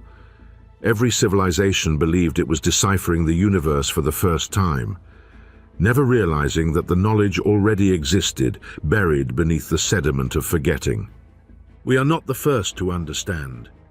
We are the first to remember again. The constants never change. Pi, phi, the harmonic ratios, they are as old as creation. What changes is our capacity to see them. Every few thousand years, humanity rediscovers what it once knew, that consciousness and cosmos are two sides of the same design. The ancients encoded this revelation not in words but in architecture, so that it might survive our amnesia. They built machines of memory, pyramids, temples, circles, cities, aligned to the same celestial equations. Each one was a mirror reflecting the same truth, that we belong to the pattern, not apart from it. To understand this is to see civilization itself differently. Progress is not a line but a circle, knowledge rising and falling like breath. Empires crumble, languages die, but the mathematics remains, waiting to be spoken again. We are participants in an ancient recurrence, each era another attempt to solve the same equation, to name the same invisible order. Perhaps this is the real story of humanity, not the story of invention, but of remembrance. The stones were never meant to survive for glory. They were left as reminders. They stand not for what their builders knew, but for what they understood. That the universe is an act of symmetry, and that every conscious being is a reflection of its geometry. When we gaze at their precision, we are looking not at their achievement, but at our own potential. Every monument in this story, from Göbekli Tepe to Pumapunku, is a proof of concept, an experiment in permanence. The builders understood that civilizations die, but proportion endures. That if you want to speak to eternity, you must speak in numbers. And they did. In the Great Pyramid, the ratio between height and perimeter equals the circle's constant pi, as though the builders sought to unite the square and the circle, earth and heaven. In Angkor Wat, the temple's layout measures the Yuga cycles, vast epochs of creation and destruction. In Chaco Canyon, light marks the turning of the sun. In the Antikythera mechanism, gears reproduce the movement of planets. Each is a fragment of the same thought, that time and matter are governed by order, and that order can be known. It is no coincidence that the word cosmos means both universe and beauty. To the ancients, the two were inseparable. A world that is ordered is a world that is beautiful, and to live in harmony with that order is to become part of its design. But modernity has forgotten this. We have inherited the mathematics but lost the meaning. We calculate the orbit of galaxies, but not the purpose of their motion.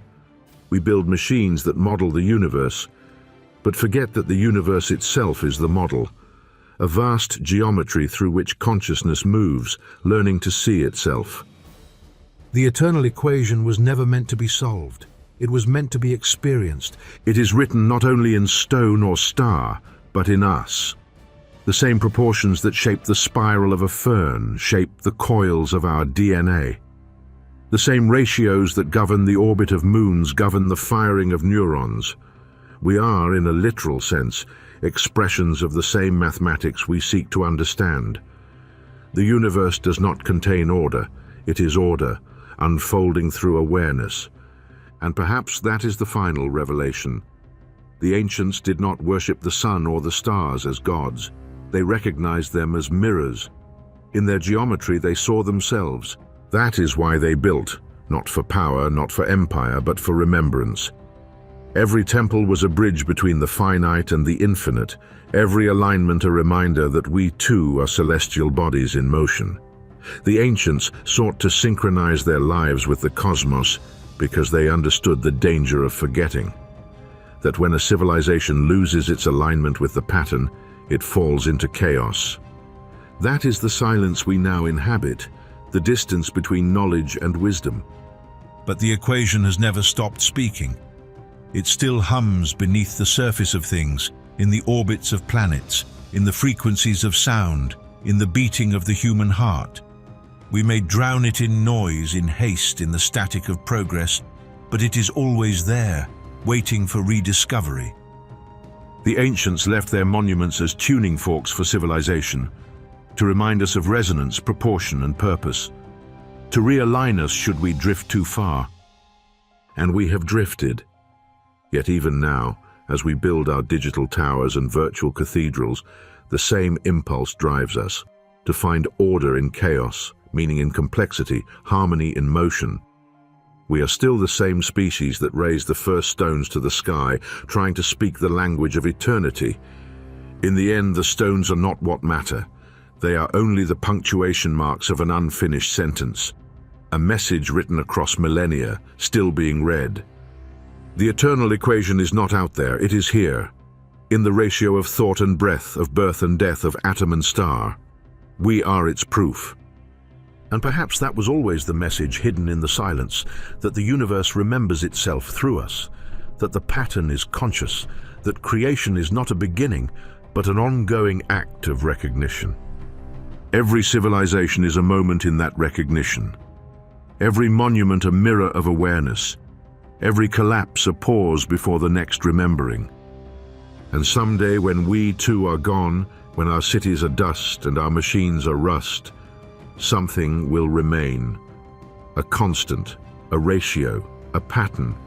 The equation will still be there, waiting to be rediscovered, because it cannot be lost. It is what we are. There will come a time when even our monuments crumble, when the steel rusts, the glass collapses, and our satellites fall back to the dust from which they came, and the world will grow quiet again. But somewhere, beneath soil and shadow, a pattern will remain. Ratios buried in architecture, alignments etched into ruins, echoes of the same geometry that once guided us. And if there is anyone left to look, or to listen, they will find it as we have, and remember. Because the universe does not forget. It waits. Every civilization thinks itself the first to awaken, the first to measure, the first to see the order in the sky. And every one of them, in its arrogance, forgets that the pattern was already there, older than history, older than language, older even than time itself. The ancients built to speak to that pattern. They built not to endure but to echo. And those echoes are what we now call mystery. We call them pyramids, observatories, temples, calendars, but they are something far simpler and far greater. They are memory, the memory of a species that for one fleeting moment in cosmic time understood that it was part of a living equation. We have not lost that knowledge. We have only fallen asleep to it. The stones have waited for us to wake. Look closely, and you will see it everywhere. In the spiral of galaxies, in the orbit of atoms, in the quiet rhythm of your own pulse. The same geometry that built the stars built you. The same pattern that moves the planets moves your mind. You are not outside the equation. You are its continuation.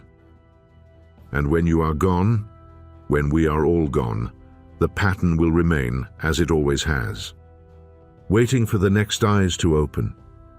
Waiting for the next voice to speak its name, the stones will remember. The universe will remember. And through them, so will we. Thank you for joining us on this extraordinary journey through the universe here on Frontiers of Infinity. If this glimpse into the unknown has sparked your curiosity, be sure to subscribe and join us where we unravel the darkest mysteries of space.